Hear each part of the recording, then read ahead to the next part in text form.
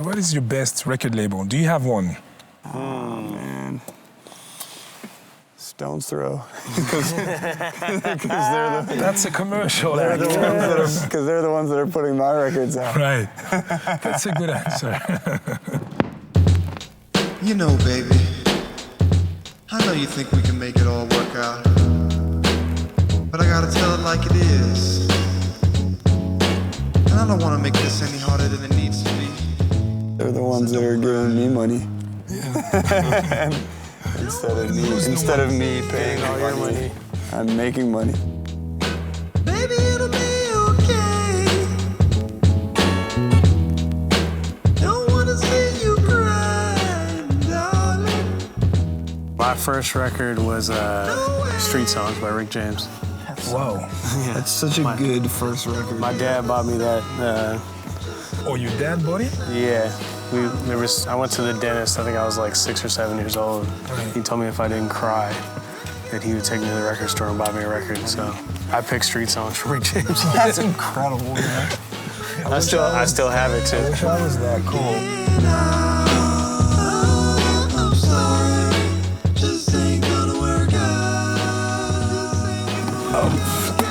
And then the rest is up to you. Let's hear.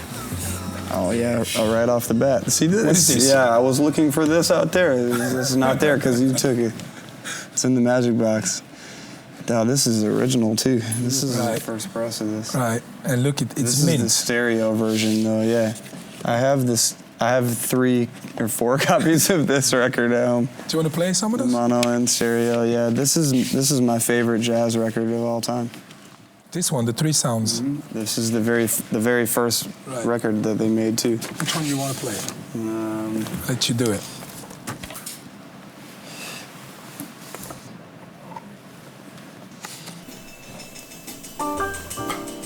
This is what I listen to when I'm at home by myself. Right? Yeah. I noticed I got more into jazz once I had a kid. You just want something calm going on, you know. All the I chaos. just love the simplicity of them too. Like there was no Just a trio. There was no like blaring noisy saxophone solo in the 3 sounds. It's just simple. No saxophone allowed. No. When did you react positively through jazz music? When did you start to understand it?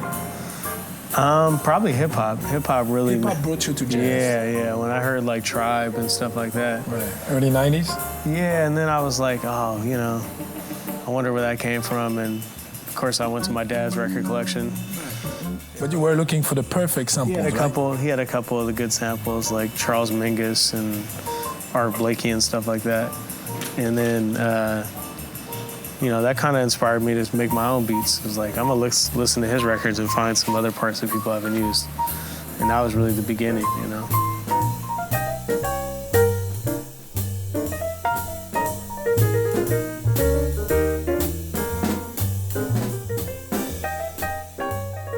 This record that has Just Ain't Gonna Work Out. These songs, nobody was ever supposed to hear these.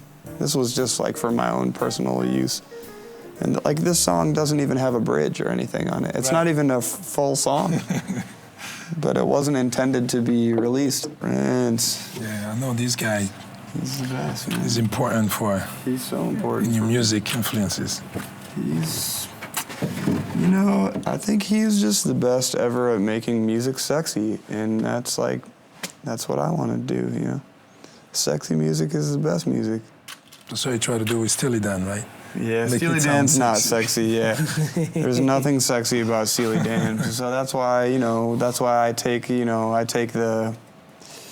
try to learn from the musicality of Steely Dan, but then, you know, you got to add some sex into it. What else? Go ahead. Yeah. Well, we definitely got to talk about Steely Dan, because Steely Dan, I know. for me personally, this is like the technically best music in the world to me.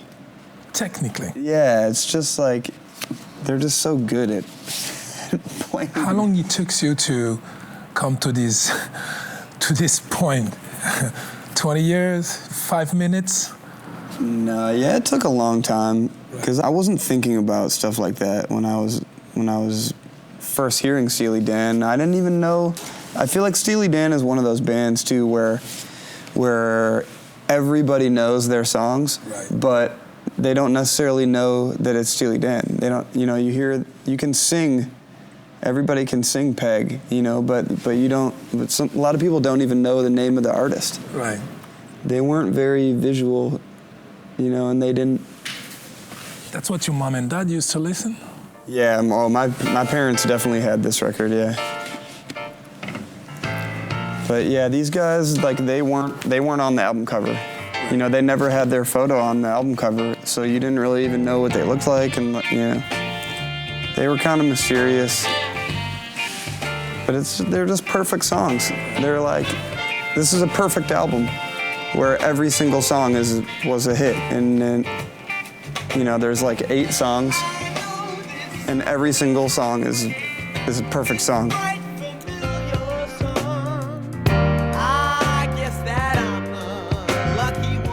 need this jacket. Never seen this before. I would wear this jacket now. Need that. It looks like Balmain from like the 80s. Yeah. Oh, yeah, this was on Motown though. Yeah. See, everybody forgets about this Motown. They think of Motown and you think of the Temptations and the Four Tops and. But they also did. But this is Motown. This is also Motown. Don't tell it. Hey, there you go. Bam. Right band. Clouds across the moon. That's you, homie. Yeah. Are they a European group? They are, right? UK, I think, yeah. Yeah, UK soul was just. They got it. The loose ends and. Loose ends, absolutely. Yeah. Raw band Messages from the Stars. That was a big influence on the Tuxedo album. Such a great era, song. The time when they used to make that music. Yeah. The synth work on here is really, really serious. This is definitely like some of the best European. Yeah. Because it's like. So glad to hear that. You guys did it on that one. You did it. We're biased, coming from Detroit and the West Coast. It's like in America, we're definitely we're kind of snobby about it, Yeah. And there's a lot of European groups that just didn't get it, There's a lot of American groups that didn't get it also, but these guys got it. Blue Feather. Ooh, this is so funky. It's funky, man. The first record that I really learned all the words to was LL Cool J's Bigger and Deffer. Right. And I had to borrow it from my older friend down the street who skateboarded with me because my parents wouldn't let me buy it. Wow. But it was like, that was rebellious rap music, and my parents didn't want me to listen to it. There's like 3 curse words on the album. Yeah, it's not, by today's standards, it's so tame, compared to NWA or Lil Wayne. Yeah, my parents pretty much... It's so tame compared to that, but... My dad wasn't necessarily bothered by the language like that. He would just be like, that part of it didn't bother him. He'd rather have me, listen to that than watch, Rambo or something like that. Right. I remember my mom being really upset when I played Ghostface Killer in the car one time. I think this is my favorite rap record, for sure. And just one of my favorite albums, period. Work with them? I never got a chance to. No. I'm actually I did some scratches on a record they did called Detroit Deli. Right. Yeah, I was signed, my first record deal was on Barack Records. This was the same label as Slum Village, yeah. Which was like a total disaster, but definitely a good story. Yeah, that's kind of the one, right? This was the record, this song changed my whole way of thinking about music. It was so different, but it was so instantly good. Like, I loved it from the first time I heard it immediately, but it was so different from anything I'd ever heard before. It's the 788 DTM, just like Jake the Snake. Actually, We don't participate, but if you do, then I'ma see you at your weight. I have this 45. I think there is Boys, don't cry. This is the jam. 86, right? Yeah.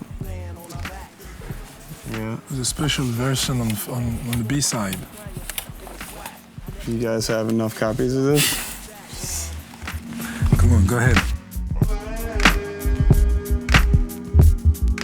Guys that you've been working with on the West Coast, and who gave you the best feeling?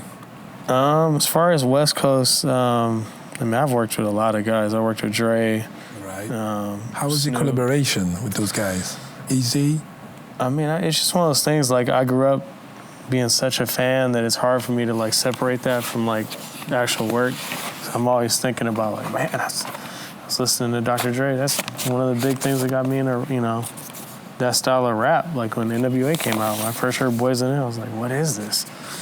So it's crazy that, you know, to work with him. Snoop, same way. Like, when this album came out, when The Chronic came out, I would have never thought I'd get a chance to, you know, work with him and actually know him as a person. I would have never imagined in a million years that he would be on my album. Right? I would have never imagined that either. Come on, that was insane. Did you learn anything in terms of working with those guys, with Dre, next to Dre, next to Dr. Definitely, Dre? like, just being in the studio with him, and his ear is just different. Like, you know, he hears the littlest things in a mix, and you just don't catch that. You know, that's why he's Dr. Dre. Like, this sounds like something off our album. Yeah, it does. It really does. Yeah. It's just music that from the very first bar, you just feel good. Immediately, you just feel good. Every time. Gin and juice. You know? I was never a really big Tupac fan either, and I know that I'm gonna get like hella hate mail from that, just from saying that. But you know, this was his most successful album, All Eyes on Me, but definitely not his best album. But I don't think there was an album that I can remember being as popular as this, just amongst people I knew. I could not avoid hearing this in every setting of my life. You know? Any time I got into one of my friends' cars to go anywhere, it was this album. That's what was playing. You go to a club and there are like 8 songs off the album in rotation. So it's just, you know, it was a special time. I think I definitely more liked this album for the other people that were on it, though. Yeah, there's some great, Nate Dogg right here. You know what? It was a pleasure having you and going through your different records and stories, awesome. And still seeing that you're still in love with records. This is still, we love to do this, you know? Like, I do this whether, you know, there's a camera crew or not. This is every day. I love niggas cause we coming from the same place. Witness me holla at a hoot, you see how quick the game takes. I cannot tell her I'm a player, and I don't even care. Creep though, weed smokes in the air. Everywhere I go, it's all about the groupie hoes. Waiting for niggas at the end of every show. I just seen you with my friends, video. Never put a picture for my friends, so here we go. Follow the leader and beat the drama that I'm going through. It's all about you. Yeah, nigga.